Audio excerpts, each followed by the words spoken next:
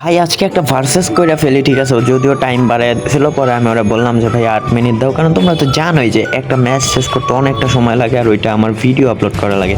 যাই হোক, তোমরা যারা আমার সাথে খেলবো অবশ্যই ইউটিউব চ্যানেল সাবস্ক্রাইব করে দিবা, অ্যান্ড হ্যাঁ, কমেন্ট বক্সে তোমাদের আইডির নামটা দিয়ে যাবা, ঠিক আছে? আর আমাকে ফ্রেন্ড রিকোয়েস্ট দিলে আমি অ্যাকসেপ্ট করে ফেলবো। আর এই হলো চান্দুর স্কট, ভাই ক্রসার পুরা, ভাই দেখছো তোমরা? আর চান্দু ই ফুটবলের সেই ঐতিহাসিক এন্ট্রির সাথে আমরা কিন্তু নেমে যাচ্ছি আমার টিম ফ্রান্স সিলেক্ট করার, কারণ আমি ওয়ার্ল্ড কাপে ফ্রান্স সাপোর্ট করতেছি। তোমরা কোন টিম সাপোর্ট করো সেটা অবশ্যই জানিয়ে দিবা। আর ম্যাচের 7 মিনিটেই আমি একটা অ্যাটাক দিয়ে দিই। অ্যাটাক দেওয়ার পরে রবার্টসন কিন্তু অনেক ভালো ক্রসার, আর ও ভাই সাব সিরিয়াসলি প্রথমে গোল।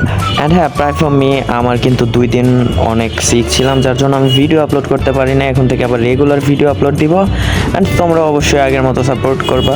আর ম্যাচের শুরুতেই কিন্তু আমি একটা লিডে আছি, যার জন্য আমার অ্যাডভান্টেজটা একটু বেশি, ঠিক আছে?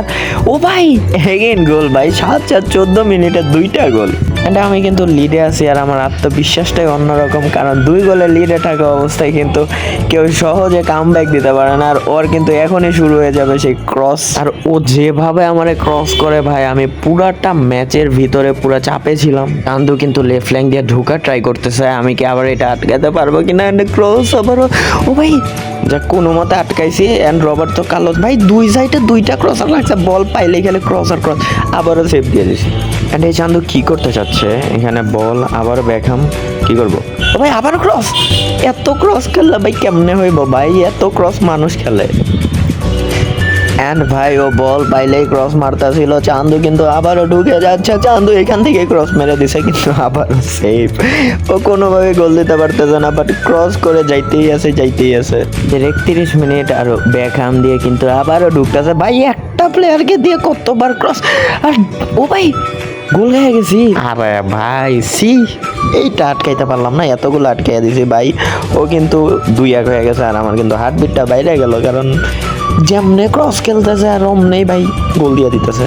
অনেকক্ষণ পর একটা কর্নার পেয়ে গেছি। চান্দু এইখানে কিন্তু এমবাপ্পে আছে, আর এমবাপ্পেকে দিয়ে আমি একটা আমি তো ভুলেই গেছিলাম যে এমবাপ্পে হেড মারতে পারে না। আর ম্যাচে এই কয়েক মিনিটে তেমন কোনো অ্যাটাক হয় নাই, সেজন্য হাফ টাইম হয়ে গেল। আর হাফ টাইমের পরেই কিন্তু আমি স্টার্ট দিয়ে দিই, কারণ আমি আর লেট করতে চাইতেছি না। আর ম্যাচের শুরুতেই কিন্তু ডিওফকে দিয়ে বল পেয়ে যাই, ঠিক আছে? আর আমি কিন্তু ওকে দিয়ে একটা গোল দেওয়ার চেষ্টা করতেছি, কিন্তু আমি ঢুকতে পারতেছিলাম না, বাট ঢুকে গেছি। অ্যান্ড ওরা কিন্তু ডিফেন্স ব্রেক হয়ে গেছে, আর গোল ভাই। কিন্তু সেলিব্রেশন দেওয়া যাইতেছে না, আমি বুঝলাম না এই ম্যাচের মধ্যে একটা সেলিব্রেশনও দিতে পারি নাই কেন ভাই? আর তোমরা আপডেটের পরে যে ফ্রান্সের প্যাকগুলো দিছে, পর্তুগালের প্যাকগুলো দিছে, এইখান থেকে তোমরা কোনটা নিছো আমাকে একটু জানাও। আর এখানে ডারউইন নুনিজকে দিয়ে একটা ট্রাই মারলো, বাট কোনোভাবেই তো গোল হলো না। আর গাইস, আমার পর্তুগালের এই এমবাপ্পের ফার্স্ট টাইম দেখলাম একটা অ্যাকুরেট পাস দিতে, বাট এইখানেও সেভ দিয়ে দেয়। বেবেটোকে দিয়ে একটা যদিও জোস একটা শট করছিলাম, কিন্তু সেভ করে দেয় এখান থেকে। আর আমি জানিও কিন্তু আবারও ক্রস করবে, যার জন্য আমি পুরো রেডি হেড দেওয়ার জন্য। আর এখানে সালিবাকে দিয়ে একটা হেড করে দেই। অ্যান্ড এইখানে ম্যাচের 83 মিনিট, আর এখানে ক্লিয়ান এমবাপ্পেকে দিয়ে ফিলিপ লাম কি ও ভাই সাপ, ও কিন্তু মানে এখানে সেভ করে দেয়। ও পুরো রেডি ছিল যে আমি ক্রসটা করব। অ্যান্ড এখানে ম্যাচ কিন্তু প্রায় শেষ, আর আমি বাংলাদেশের সব প্লেয়ারকে রিপ্রেজেন্ট করি, কে কীরকম খেলে অ্যান্ড হচ্ছে কার প্লেয়িং স্টাইল কেমন। যাই হোক, ও কিন্তু অনেক ভালো খেলছে, বাট গোল পায় নাই। আমি মনে করি ও যদি আরও ভালো ক্রসার অথবা ওর কাছে বুলেট হেডার থাকতো, তাহলে হয়তো বা আরও ভালো প্লে করতে পারতো।